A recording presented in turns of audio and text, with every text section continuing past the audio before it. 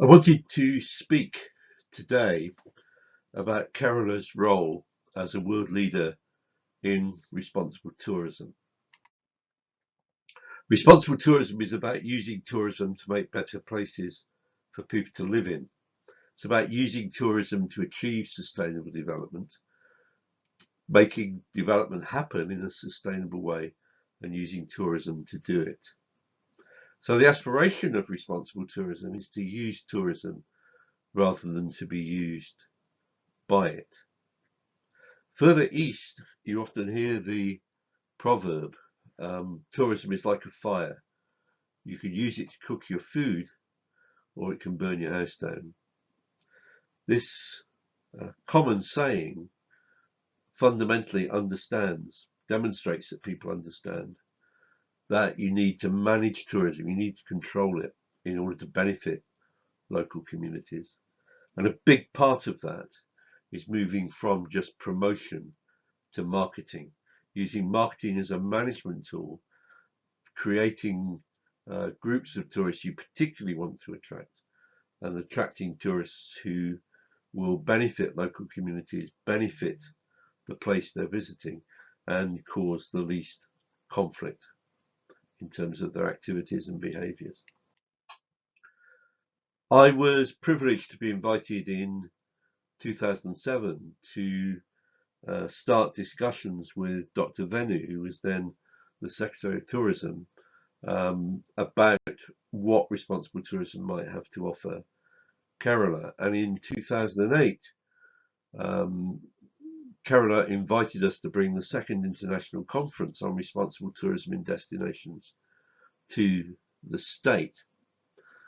And the consequence of that conference was a commitment in Kerala to responsible tourism. The people who were there were about 500 people at that conference, shared their experience of developing responsible tourism since the Cape Town Declaration in 2002. And Kerala took away from the conference a lot of learning from international experience. But of course, that needed to be applied specifically in Kerala. And that was done through a series of 4 experiments in villages. All of them focused on the major issues which at that time were at the forefront of the conflicts between communities and tourism businesses, particularly resorts and hotels in villages. And they were over tourism, in the sense that there were too many visitors causing too much disturbance, the litter and the exclusion of local communities from income earning opportunities through tourism. There were 3 basic strategies that came out from that. The first was the creation of producer groups, so that groups of farmers working together could produce quantities of fruit and vegetables and fish which were sufficient to meet the needs of the hotels. So the creation of producer groups was really important in terms of increasing the amount of products sold from produced locally and sold to the hotels and resorts. The village life experiences, which enriched the destination for the tourist, but also enriched the destination in terms of community earnings. This was a win-win situation where tourists got to visit local communities and where local communities benefited from those visits, and they were sold through the traditional tourism industry. The third element to the strategy in Kerala was always to avoid dependency. It wasn't a question of making people dependent on tourism. Tourism was to be an additional livelihood opportunities, and always led by the panchayats at the village and grand panchayat levels. I just wanted to point out that we've only ever given away 5 Judges Awards to outstanding individuals for their contribution to responsible tourism. But 2 of those awards went to Kerala, 2 of the 5. One went to Jose Dominic and the other to Rupesh Kumar.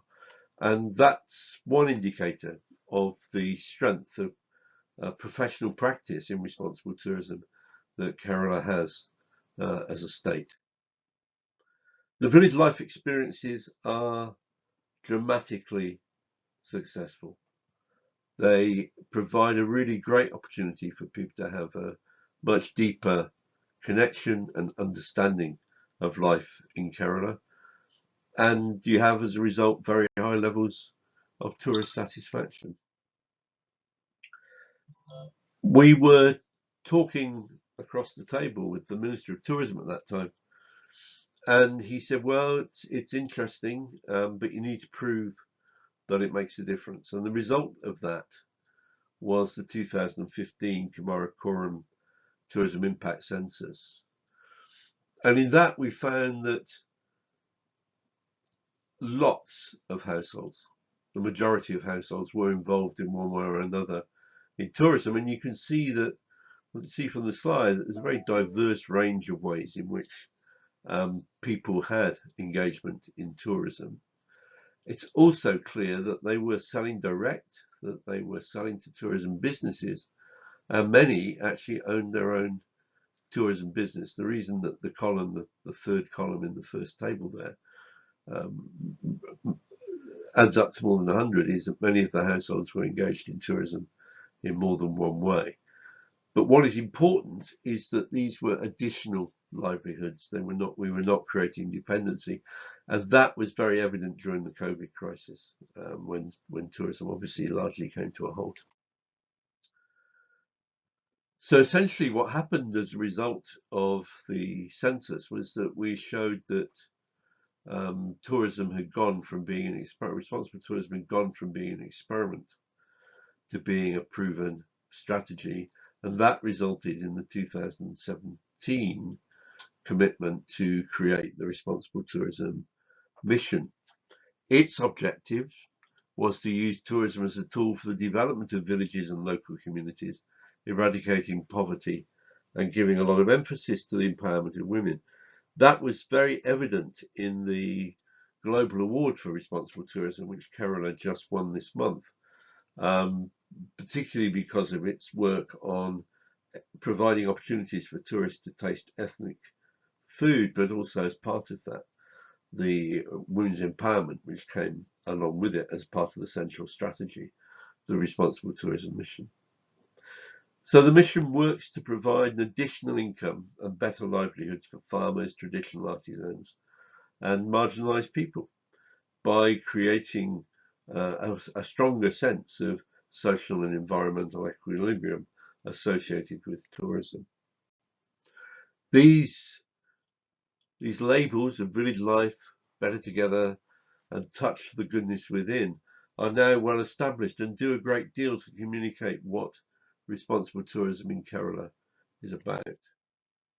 The experiential tour packages, and there's some shots here from some of those packages, are very much enjoyed and appreciated by the tourists, and the engagement extends as far as being involved in making the craft. So, for example, on the left-hand side there, there's a lady being shown how to make a coir rope.